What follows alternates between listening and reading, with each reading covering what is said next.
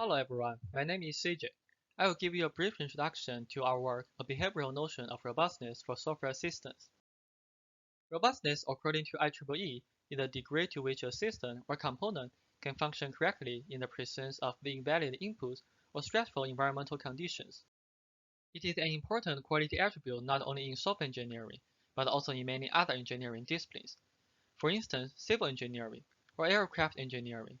Engineers are interested in how to measure the robustness and ways to improve the robustness of their systems.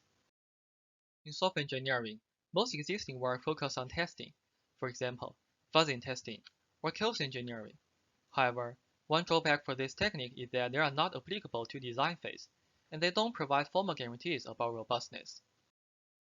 If we look into other disciplines, they do have methods which enable robust by design, especially for safety-critical or mission-critical systems. Can you imagine we build a bridge first and then test whether it is robust or not?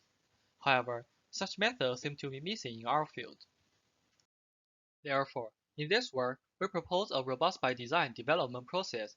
Developers first start with an initial design, then they will use some tool to analyze the robustness of their system. If the design meets the desired level of robustness, they can go and implement the system. Otherwise, they can do another iteration. In particular, we give a formal definition of robustness based on label transition systems. Then, with this definition, we present a technique for computing and representing robustness. We believe that our approach supports the robust by design development process. If you are interested in how we formally define robustness, or how we compute robustness, or how useful our tool is, more information can be found in the paper. Also, you can watch our full video on YouTube or discuss with us on Reddit. You may also reach out to us through emails. Thank you for listening.